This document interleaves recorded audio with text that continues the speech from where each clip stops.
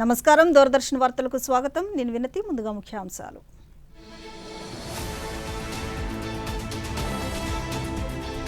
ఆధునిక సవాళ్లను సమర్థవంతంగా ఎదుర్కొనేలా పోలీస్ వ్యవస్థ బలోపేతం కావాలన్న రాష్ట్రపతి ద్రౌపది ముర్ము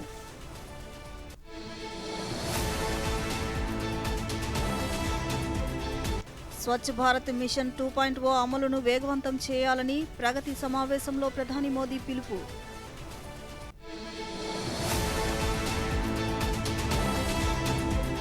స్లోవేనియా ప్రధానిగా ఎన్నికైన జానెట్ జాన్షాకు నరేంద్ర మోదీ అభినందనలు.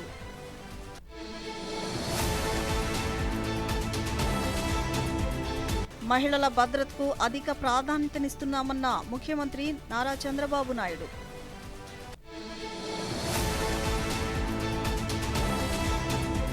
ప్రధాని మన్ కీ బాత్ కార్యక్రమం ఈ నెల 31వ తేదీ ఆదివారం ఉదయం 11 గంటలకు ప్రసారం.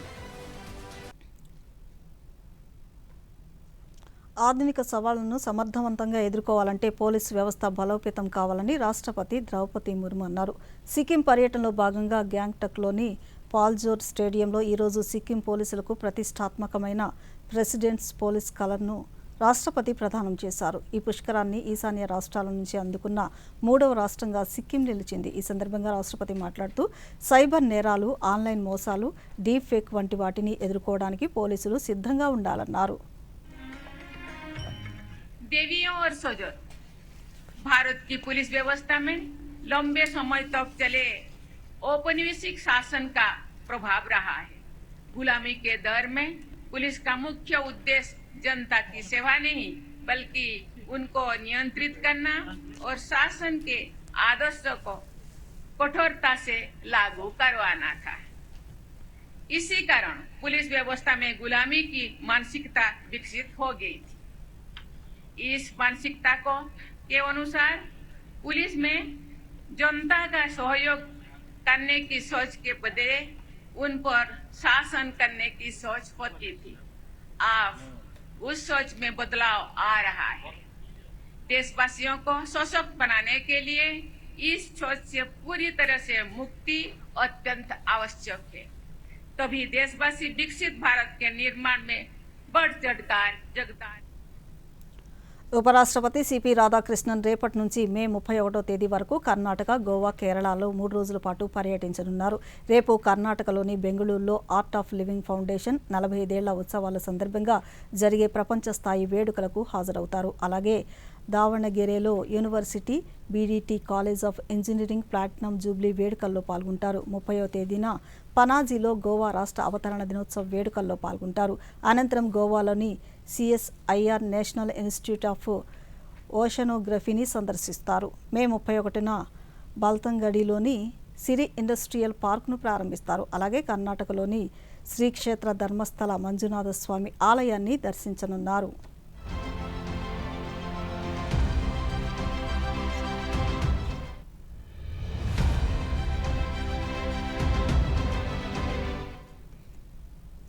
స్లోవేనియా ప్రధానమంత్రిగా ఎన్నికైన జానెట్ జాన్షాకు భారత ప్రధానమంత్రి నరేంద్ర మోదీ ఈరోజు అభినందనలు తెలిపారు. స్లోవేనియా ప్రధానమంత్రిగా ఎన్నికైన జానెట్ జాన్షాకు హృదయపూర్వక అభినందనలని, ఇరు దేశాల ప్రజల ఉమ్మడి శ్రేయస్సు, పరస్పర ప్రయోజనం కోసం ద్వైపాక్షిక బంధాలను మరింత బలోపేతం చేయడానికి కలిసి సన్నిహితంగా పనిచేసేందుకు ఎదురు చూస్తున్నట్లు తెలిపారు.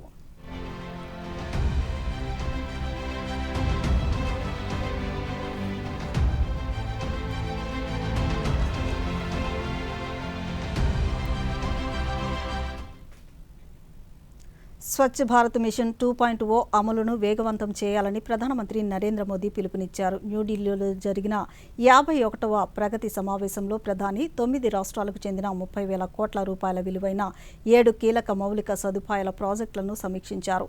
ఈ సమావేశంలో కేవలం మౌలిక సదుపాయాల కల్పనకే పరిమితం కాకుండా నిరంతర పర్యవేక్షణ, ప్రజల భాగస్వామ్యం ద్వారా స్పష్టమైన ఫలితాలను సాధించాలని స్పష్టం చేశారు. వేస్ట్ ప్రాసెసింగ్, గోబర్ధన్ ప్లాంట్లతో పాటు ఘన వ్యర్థాల నిర్వహణ ప్రాజెక్టులను వేగవంతం చేయాలని రాష్ట్రాలను కోరారు. పట్టణ ప్రాంతాలు, నివాస సముదాయాలు, ప్రభుత్వ సంస్థలపై సౌర ఫలకాల ఏర్పాట్లను వేగవంతం చేయాలని, దీనివల్ల విద్యుత్ ఖర్చులు తగ్గి ఇంధన భద్రత లభిస్తుందన్నారు.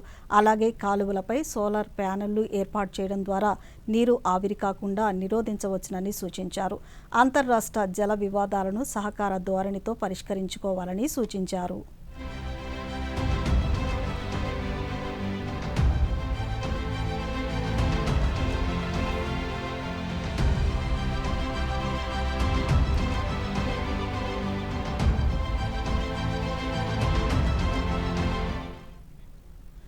ప్రముఖ స్వాతంత్ర సమరయోధుడు, సామాజిక సంస్కర్త వినాయక్ దామోదర్ సావర్కర్ జయంతి సందర్భంగా ప్రధానమంత్రి నరేంద్ర మోదీ ఆయనకు ఘనంగా నివాళులర్పించారు. సావర్కర్ అసమాన ధైర్య సాహసాలు, అచంచలమైన దేశభక్తి, సామాజిక సంస్కరణల పట్ల ఆయనకున్న శ్రద్ధ రాబోయే తరాలకు ఎల్లప్పుడూ స్ఫూర్తినిస్తూనే ఉంటుందని ప్రధాని కొనియాడారు. వీర్ సావర్కర్ జయంతి సందర్భంగా ఆయన్ను స్మరించుకుంటున్నట్లు సామాజిక మాధ్యమం వేదికగా తెలిపారు. ఆయన ధైర్యం, దేశభక్తి ప్రజల్లో ఎల్లప్పుడూ స్ఫూర్తిని నింపుతాయని పేర్కొన్నారు. हम सबको प्रेरित करती है। सावरकर जी का व्यक्तित्व विशेषताओं से भरा था। शस्त्र और शास्त्र दोनों के उपासक थे।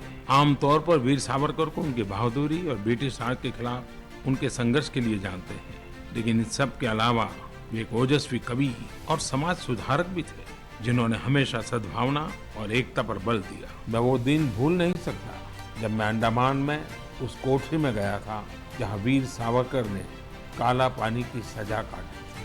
वीर सावरकर का व्यक्तित्व दृढ़ता और विशालता से समाहित था। उनके निर्भीक और स्वाभिमानी स्वभाव को गुलामी की मानसिकता बिल्कुल भी रास नहीं आती।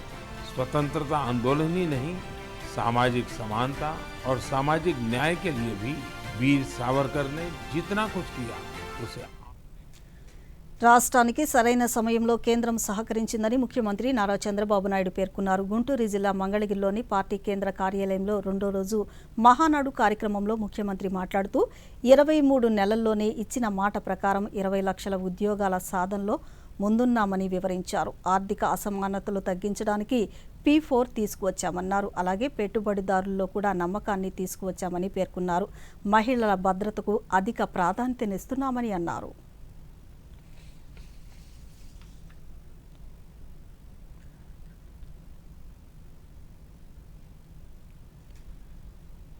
యువత అంకిత భావం, సమిష్టి కృషి, త్యాగం అలవర్చుకోవాలని తెలుగుదేశం పార్టీ కార్యనిర్వాహక అధ్యక్షుడు, రాష్ట్ర విద్యా ఐటీ శాఖ మంత్రి నారా లోకేష్ పిలుపునిచ్చారు.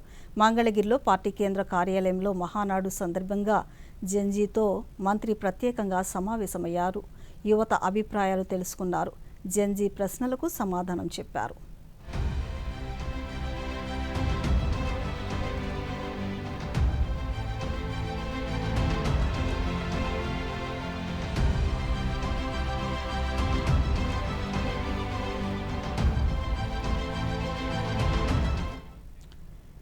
దేశంలో అత్యధిక మరణాలకు హై బీపీ ప్రధాన కారణంగా మారుతోందని న్యూఢిల్లీ ఎయిమ్స్ ప్రొఫెసర్ డాక్టర్ అంబుజ్ రాయ్ తెలిపారు.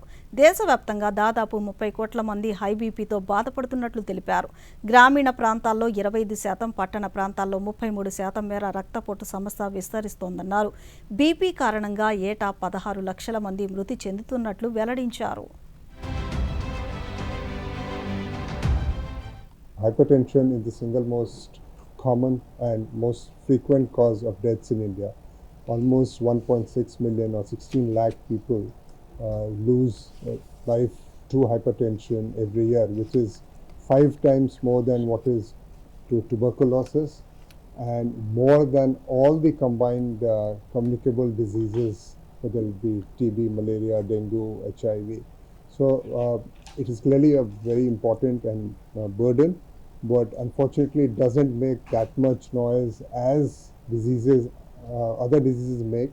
So many a time, you don't correlate one-to-one that the cause was hypertension, and also because most of the time it is a silent disease. It doesn't manifest with symptoms. So I would say it is definitely a silent disease, but also a deadly disease. ఇప్పుడు చిన్న విరామం తీసుకుందాం.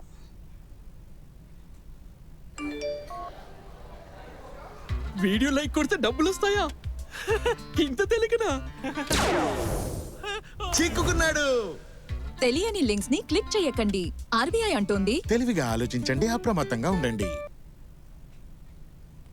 Road ప్రమాదాల నివారణే లక్ష్యంగా అల్లూరి సీతారామరాజు జిల్లా police శాఖ ఆధ్వర్యంలో ఈరోజు పాడేరులో భారీ హెల్మెట్ అవగాహన ర్యాలీ నిర్వహించారు. పాడేరు పోలీస్ స్టేషన్ నుంచి బస్టాండ్, జంక్షన్, జూనియర్ కళాశాల మీదుగా ర్యాలీ కొనసాగింది. ఈ ర్యాలీలో పోలీస్ సిబ్బంది, కళాశాల విద్యార్థులు, ఆటో డ్రైవర్లు పెద్ద సంఖ్యలో పాల్గొన్నారు. ఈ సందర్భంగా ఎస్పీ మాట్లాడుతూ జిల్లాలో గత ఏడాది జరిగిన రోడ్డు ప్రమాదాల్లో 70% మరణాలు హెల్మెట్ ధరించకపోవడం వల్లే జరిగాయన్నారు. ద్విచక్ర వాహనదారులు తప్పనిసరిగా ఐఎస్ఐ మార్కు ఉన్న హెల్మెట్ ధరించాలన్నారు. ఈ సందర్భంగా పలు కూడళ్లలో వాహనదారులకు హెల్మెట్ ప్రాముఖ్యతను ప్రత్యేకంగా వివరించారు. ఈ రోడ్ సేఫ్టీ గురించి బైక్ ర్యాలీ చేయడం జరిగిన దాంట్లో అన్ని పోలీస్ పర్సనల్తో సహా కొంతమంది సివిలియన్స్ కూడా హెల్మెట్ వేసుకొని మన ఈ ర్యాలీలో పార్టిసిపేట్ చేశారు. గమనించాల్సిన విషయం ఏమున్నా మనకి ఈ సంవత్సరం 2026లో లాస్ట్ 4 monthsలో మనం చూస్తే యాక్సిడెంట్ రేట్ కొద్ది పెరిగినాయి. ఖచ్చితంగా మన ఈ ఫెటల్ రోడ్ యాక్సిడెంట్స్ని తగ్గించాలి, అదేవిధంగా యాక్సిడెంట్ రేట్స్ని మనం తగ్గించాలి. ఖచ్చితంగా ప్రజలు సాయం లేకుండా ఈ పని జరగడం లేదు.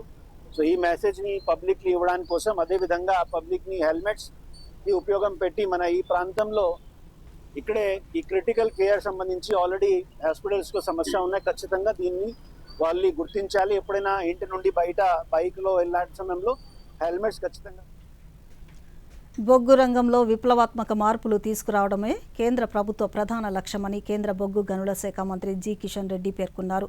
ఉపరితల బొగ్గు, లిగ్నైట్ గ్యాసిఫికేషన్ ప్రాజెక్టుల ప్రోత్సాహంపై న్యూఢిల్లీలో జరిగిన కార్యక్రమంలో ఆయన మాట్లాడుతూ 450 బిలియన్ టన్నుల విస్తారమైన బొగ్గు నిల్వలతో భారతదేశం ప్రపంచంలో 2వ అతిపెద్ద బొగ్గు ఉత్పత్తిదారుగా ఉందన్నారు. మంత్రిత్వ శాఖ మొదటి దశలో 1500 కోట్ల ప్రోత్సాహక పథకాన్ని ప్రారంభించగా ఇప్పటికే 4 ప్రాజెక్టులు మొదలైనట్లు తెలిపారు. और कोल सेक्टर का और एनर्जी फ्यूचर की दिशा में ये बड़ा कदम है, क्योंकि आजाद के बाद हो, आजाद के पहले से भी हो, लगभग 1774 में पश्चिम बंगाल में रानीगंज में पहले कोल माइन शुरू हुआ. लगभग 252 साल के पहले से, मगर उसके बाद जितने भी कोल सेक्टर में काम हुआ है, जितने भी इनिशिएटिव्स प्राइवेट सेक्टर में, गवर्नमेंट सेक्टर में, ब्रिटिश के समय जितने भी हुआ है, उसके बाद एक नया कोल सेक्टर में नया रेवोल्यूशन इस कोल गैसिफिकेशन के द्वारा भारत सरकार के द्वारा भारत में. మేఘాలయలోని ఉమ్రైలో ప్రగతి 2026 సైనిక విన్యాసాలు కొనసాగుతున్నాయి. కౌంటర్ టెర్రరిజంపై ఉమ్మడి సైనిక విన్యాసాల శిక్షణ కోసం 12 దేశాల నుంచి సైనిక బలగాలు తరలివచ్చారు. సెమీ మౌంటైన్స్, అడవుల వంటి క్లిష్టమైన ప్రాంతాల్లో ఉగ్రవాద నిరోధక చర్యలపై సంయుక్తంగా సైనికులు శిక్షణ పొందుతున్నారు.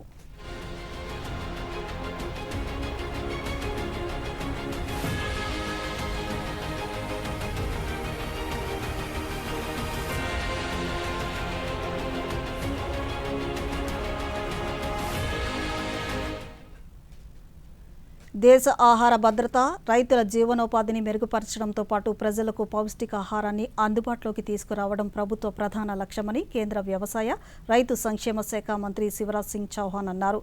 ఈరోజు ఆయన మీడియాతో మాట్లాడుతూ వ్యవసాయ ఉత్పత్తి విషయంలో గత రికార్డులన్నింటినీ అధిగమించినట్లు తెలిపారు. దేశ రైతుల కఠోర శ్రమ, కేంద్ర ప్రభుత్వ పథకాలు, విధానాలు, శాస్త్రవేత్తలు అభివృద్ధి చేసిన నూతన విత్తన రకాలు, ఆయా రాష్ట్రాలు తమ పరిధిలో చేపట్టిన నిబద్ధతతో కూడిన కృషి ఫలితంగా వ్యవసాయం లాభదాయకంగా కొనసాగుతోందని అన్నారు.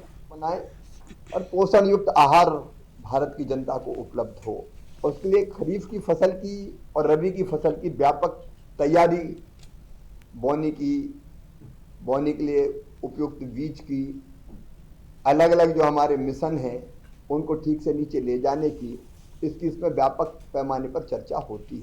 जो विषय अभी चर्चा के हमारे हैं उनमें एक आत्मनिर्भरता, डाइवर्सिफिकेशन और उत्पादन में वृद्धि है. उत्पादन में वृद्धि के मुद्दे पर मैं एक बार फिर दोहराना चाहता हूँ मुझे कृषि मंत्री के नाते ये कहते हुए संतोष है कि देश के किसानों के परिश्रम से, भारत सरकार की योजना, प्रधानमंत्री जी के नेतृत्व और नीतियों के कारण, हमारे वैज्ञानिकों ने जो नई नई किस्में बीजों की बनाई उनके कारण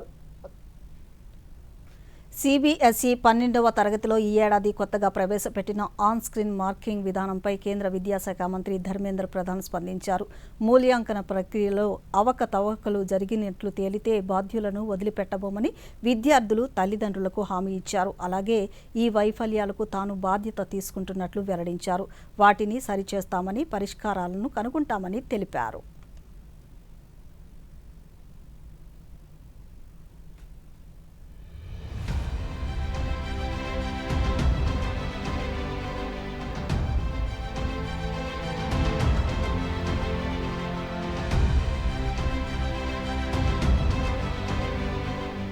हम लोग इसकी बच्चों को कोई और दिक्कत ना आए, जो दिक्कत आई है उसके लिए हम जिम्मेदारी लेते हैं, हम खेद प्रकट करते हैं और मैं आपको आश्वस्त करता हूं, अगर कोई इंटेंशनल जिम्मेवार रहेगा, मैं सरकार की ओर से दायित्व लेकर कर रहा हूं, किसी को हम स्पेयर नहीं करेंगे, वो कितना भी बड़ा व्यक्ति हो, सीबीएसई के अंदर हो, सीबीएसई के बाहर हो या सरकार के अंदर हो, हम सारे व्यक्तियों को हम सब अकाउंटेबल है।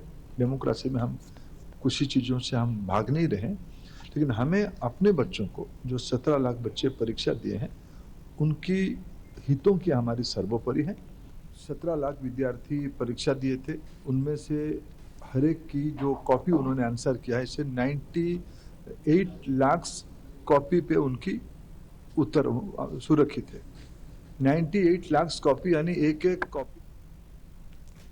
దేశవ్యాప్తంగా common university entrance test CUET UG 2026 పరీక్ష కొత్త షెడ్యూల్ ఖరారైంది. ఈద్ ఉల్ అజా కారణంగా వాయిదా పడిన సెంట్రల్ యూనివర్సిటీలు సహా ప్రముఖ వర్సిటీల్లో యూజీ కోర్సుల్లో ప్రవేశాలకు నిర్వహిస్తున్న ఈ పరీక్ష షెడ్యూల్ ప్రకారం ఈ రోజు జరగాల్సిన ఈ పరీక్షను ఈ నెల 31, జూన్ 6, 7 తేదీల్లో నిర్వహిస్తున్నట్లు నేషనల్ టెస్టింగ్ ఏజెన్సీ NTA ప్రకటించింది. అభ్యర్థులు పూర్తి వివరాలను అధికారిక వెబ్సైట్ CUET.NTA.nic.in లో తనిఖీ చేసుకోవచ్చునని తెలిపింది.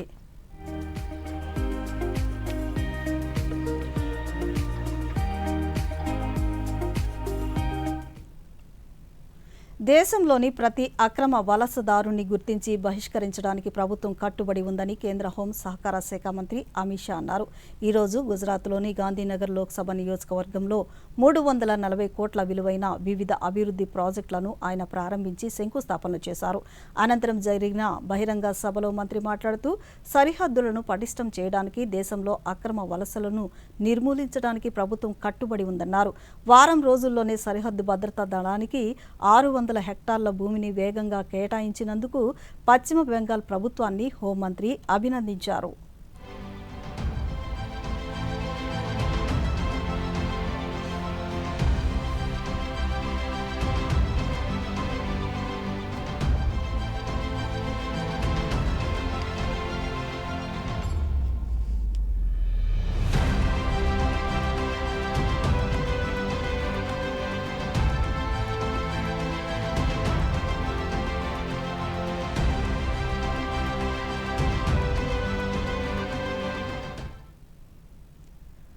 రాష్ట్ర వ్యాప్తంగా ఈరోజు పలుచోట్ల బక్రీద్ను భక్తి శ్రద్ధలతో జరుపుకున్నారు. పలు జిల్లా కేంద్రాల్లో, మసీదుల్లో ప్రజలు ప్రార్థనల్లో పాల్గొన్నారు.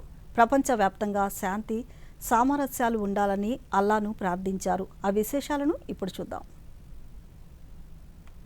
త్యాగానికి ప్రతీకగా జరుపుకునే బక్రీద్ పండుగను పురస్కరించుకుని ఈరోజు నెల్లూరులోని బారా షాహిద్ ఈద్గా ప్రాంగణం ఈద్గా మసీదులో వేల సంఖ్యలో సామూహిక నమాజు నిర్వహించారు. రాష్ట్ర వక్ఫ్ బోర్డు చైర్మన్ అబ్దుల్ అజీజ్ ఈ కార్యక్రమంలో పాల్గొన్నారు.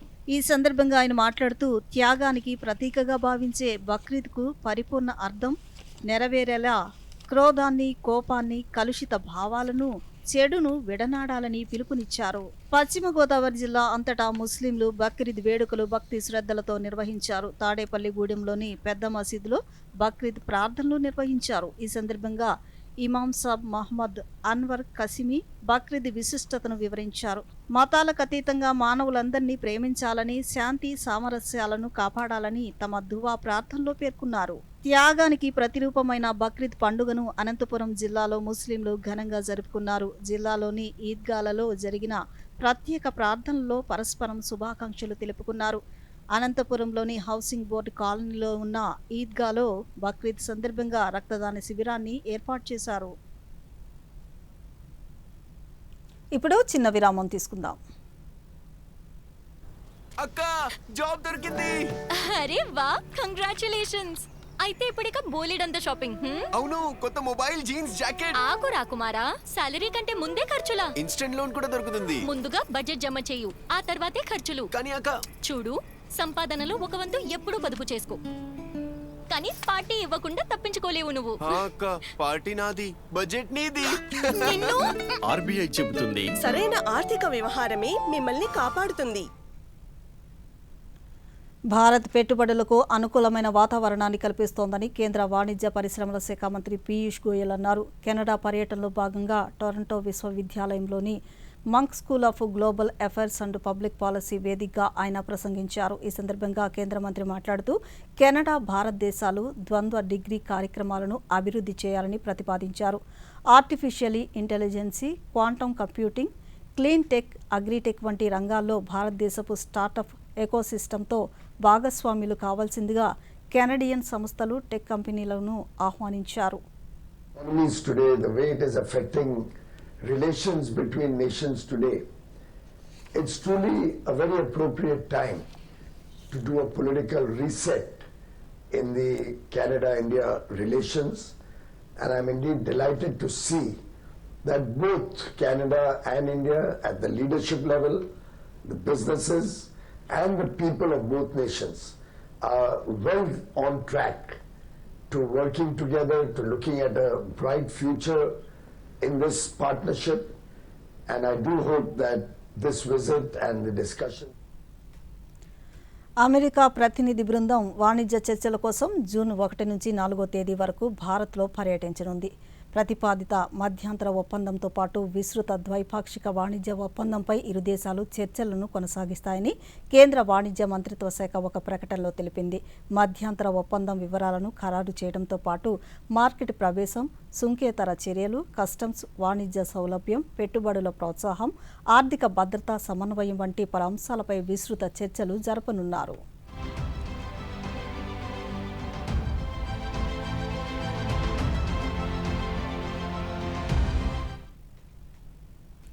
ప్రపంచవ్యాప్తంగా ముస్లింలు బక్రీద్ పర్వదినాన్ని భక్తి శ్రద్ధలతో జరుపుకుంటున్నారు. ప్రాంతం, సంస్కృతి, భాషను బట్టి ఈద్ అల్ అదా పండుగను బక్రీద్, బక్రా ఈద్, కుర్బానీ ఈద్, ఈద్ అల్ కబీర్ వంటి అనేక ఇతర పేర్లతో కూడా పిలుస్తారు. బక్రీద్ త్యాగాల పండుగగా ప్రసిద్ధి చెందింది. ఇస్లామిక్ క్యాలెండర్ ప్రకారం ఈ పండుగను 10వ రోజున ప్రవక్త ఇబ్రహీం భక్తిని స్మరిస్తూ జరుపుకుంటారు.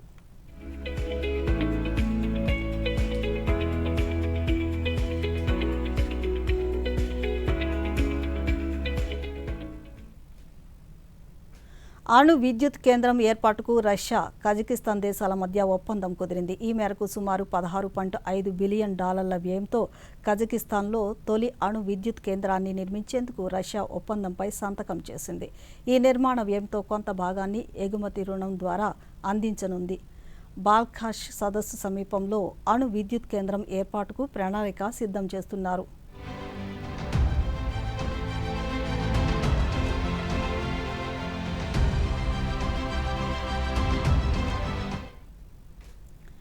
దక్షిణ కొరియా ఏఐ రోబోట్ ఫ్యాషన్ షోలకు కేంద్రంగా రూపొందుతోంది. ఇక్కడ హ్యూమనాయిడ్ రోబోట్లు హై ఫ్యాషన్ను ప్రదర్శించే ఎక్సోస్కెలిటన్ల వస్త్రాలతో టెక్ ఫ్యాషన్ ఈవెంట్లను నిర్వహిస్తున్నారు.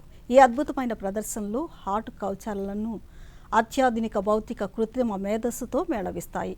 దక్షిణ కొరియాలో ఏఐ రోబోట్ ఫ్యాషన్ షో వీక్షకులను అలరించింది. సియోల్ ఫ్యాషన్ షోలో మోడల్స్తో రోబోట్లు జతకట్టాయి. అత్యాధునిక సాంకేతికతతో రూపొందించిన ఫ్యాషన్ షో భౌతిక ఏఐకి జీవం పోసింది. రోబోట్ మోడల్స్ అందరి దృష్టిని ఆకర్షించాయి.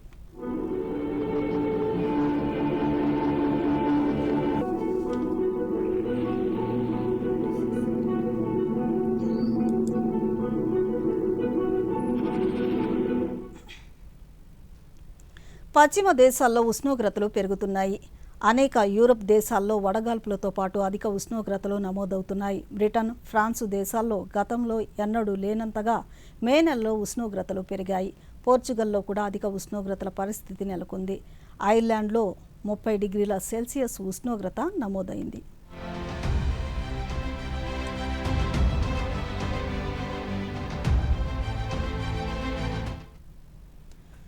మరోవైపు ప్రపంచవ్యాప్తంగా అనేక దేశాల్లో 2026 నుంచి 2031 వరకు 5 ఏళ్ల పాటు వడగాల్పులు రికార్డు స్థాయిలోనే కొనసాగే అవకాశం ఉందని ప్రపంచ వాతావరణ సంస్థ WMO అంచనా వేస్తోంది. అంతేకాకుండా 5 ఏళ్ల సగటు ఉష్ణోగ్రత ప్యారిస్ ఒప్పందం నిర్దేశించిన 1.5 డిగ్రీల సెల్సియస్ పరిమితిని అధిగమించే అవకాశం 75% ఉందని అంచనా వేసింది. ఈ నేపథ్యంలో తీవ్రమైన ఉష్ణోగ్రతలపై ఐక్యరాజ్యసమితి వాతావరణ శీతోష్ణ స్థితి సంస్థ WMO హెచ్చరికలు జారీ చేసింది.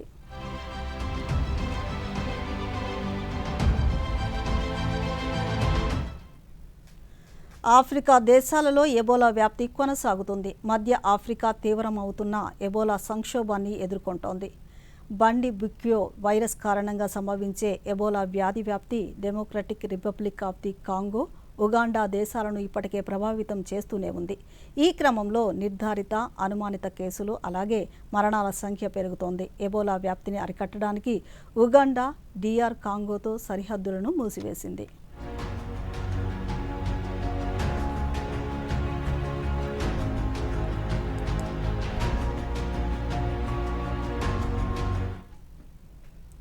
నైరుతి రుతుపవనాలు అరేబియా సముద్ర ఆగ్నేయ నైరుతి ప్రాంతాల్లో మరింత విస్తరించాయి. ముందుగా అంచనా వేసినట్లుగా ఈ నెల 26న ఇవి కేరళను తాకకపోయినా అరేబియాతో పాటు లక్షద్వీప్ ప్రాంతం, బంగాళాఖాతంలోనూ మరికొంత ముందుకు కదిలాయని భారత వాతావరణ విభాగం IMD వెల్లడించింది. అరేబియా సముద్రంలో ఇప్పటికే విస్తరించిన ప్రాంతాలతో పాటు తూర్పు మధ్య, పశ్చిమ మధ్య బంగాళాఖాతంలో ఇవి విస్తరించడానికి అనుకూల వాతావరణం ఏర్పడిందని IMD తెలిపింది. ఆగ్నేయ ఈశాన్య బంగాళాఖాతంలో మిగిలిన ప్రాంతాలకు ఇవి 2-3 రోజుల్లో విస్తరిస్తాయని భారత వాతావరణ శాఖ వివరించింది.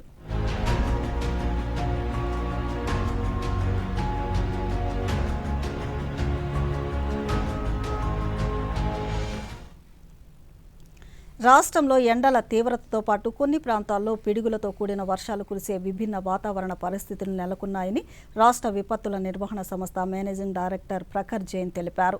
రేపు 79 మండలాల్లో తీవ్ర వడగాల్పులు, 152 మండలాల్లో వడగాల్పుల ప్రభావం చూపే అవకాశం ఉందని తెలిపారు. మరోవైపు ద్రోణి ప్రభావంతో పలు జిల్లాల్లో అక్కడక్కడ పిడుగులతో కూడిన మోస్తరు వర్షాలు కురిసే అవకాశం ఉందని తెలిపారు.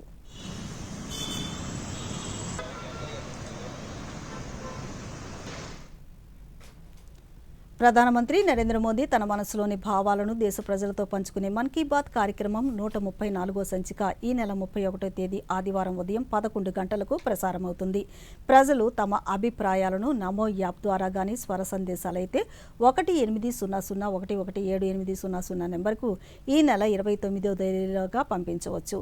అలాగే www.mygov.in వెబ్సైట్ ద్వారా గానీ 1922 నెంబర్కు మిస్డ్ కాల్ ఇవ్వడం ద్వారా తిరిగి మన మొబైల్కు వచ్చే సంక్షిప్త సందేశంలో లింక్ ద్వారా కూడా అభిప్రాయాలను తెలియజేయవచ్చు. ఆకాశవాణి సమన్వయంతో దూరదర్శన్ ఛానల్ మన్ కీ బాత్ కార్యక్రమాన్ని ప్రసారం చేస్తాయి.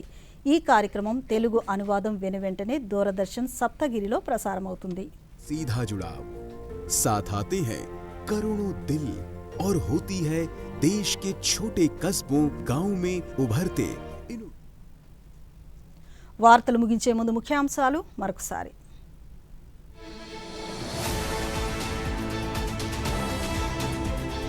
ఆధునిక సవాళ్లను సమర్థవంతంగా ఎదుర్కొనేలా పోలీస్ వ్యవస్థ బలోపేతం కావాలన్న రాష్ట్రపతి ద్రౌపది ముర్ము.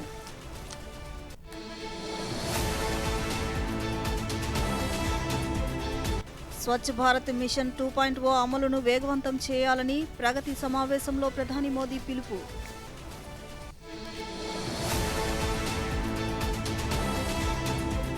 స్లోవేనియా ప్రధానిగా ఎన్నికైన జానెట్ జాన్షాకు నరేంద్ర మోదీ అభినందనలు.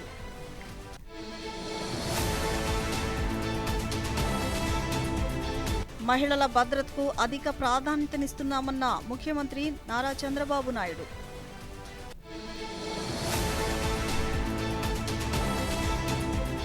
ప్రధాని మన్ కీ బాత్ కార్యక్రమం ఈ నెల 31వ తేదీ ఆదివారం ఉదయం 11 గంటలకు ప్రసారం.